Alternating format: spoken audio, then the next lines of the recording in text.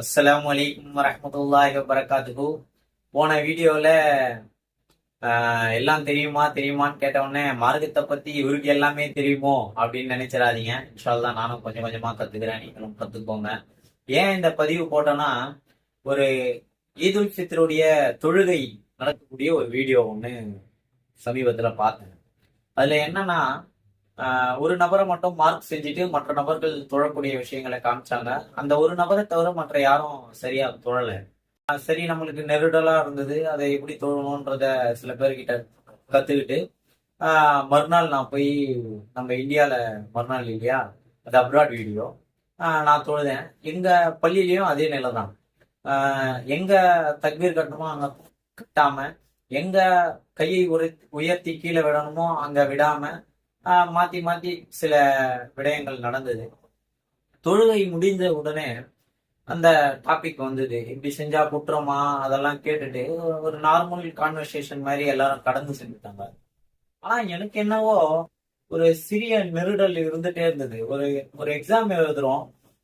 அது எந்த எக்ஸாமா இருக்கட்டும், நீட்டா இருக்கட்டும், +2 இருக்கட்டும், 10th இருக்கட்டும், இல்ல ஐஏஎஸ் எழுதக்கூடிய எக்ஸாமா இருக்கட்டும், எந்த எக்ஸாமா இருந்தாலும் அதுல சில தவறுகள் செஞ்சிட்டோம், சில பதில்களை சரியா எழுதல, தவறா எழுதிட்டோம் அப்படின்னா மிக ரொம்ப கவலைப்படக்கூடிய நபர்களை நம்ம பார்த்திருக்கோம். ஏன் ஃபெயில் ஆயிட்டா சில பேர் வந்து தற்கொலை செய்து கொள்ளக்கூடியவர்களையும் நம்ம பார்க்கிறோம். ஒரு சாதாரண உலக விஷயத்துக்காக டிராவல் பண்ணும்போது இது இல்லைன்னா அது இருக்கு அப்படின்ற ஒரு டிராவல்ல இருக்கும். இப்போ ஒரு வேலை இல்லைன்னா இன்னொரு வேலை, ஒரு கலெக்டர் ஆக முடியலன்னா வேற ஏதாவது, அப்படி டிராவல் பண்ணக்கூடிய இந்த உலகத்துல இதுக்கு நம்ம எவ்வளவு முக்கியத்துவம் கொடுக்குறோம், கவலைப்படுறோம். பட் அல்லாவுடைய ஒரு மிக பெரும் வணக்கம், அல்லாவுக்காக செய்யக்கூடிய ஒரு மிக பெரும் வணக்கம், அமல்களிலேயே சிறந்த அமல் வந்து தொழுகை தான். அதுவும் அல்லாவுக்கு மட்டுமே சஜிதா செய்யக்கூடிய தொழுகையா இருக்குது.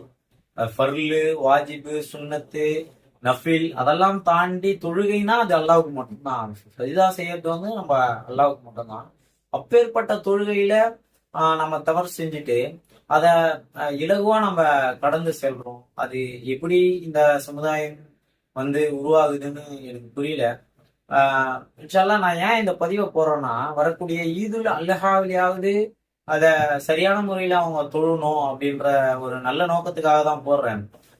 கிட்டத்தட்ட 33 32 ஆண்டுகள் நம்ம வருடத்துக்கு 2 பெருநாள் தொழுகையை தொழுகிறோம்.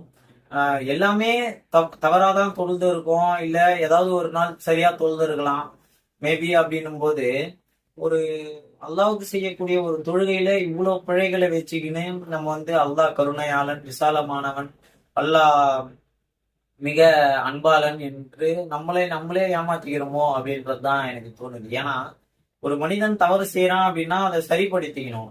இந்த தவறுகளை நம்ம சரிப்படுத்தாம அல்லாஹ் விசாலமானவன், அவன் விசாலமானவன் தான், அவன் கருணையாளன் தான். ஆனா உங்களுக்கு 6 அறிவை கொடுத்துருக்கான், எப்படி செயல்படுமா நபிகள் நாயகம் ஸல்லல்லாஹு அலைஹி வஸல்லத்தை கொடுத்துருக்கான், எப்படி செய்யணும்ட்டு அழகான முறையில அவங்க சொல்லி கொடுத்துட்டு போயிருக்காங்க. அதெல்லாம் நம்ம கத்துக்காம மேம்போக்கா ஒரு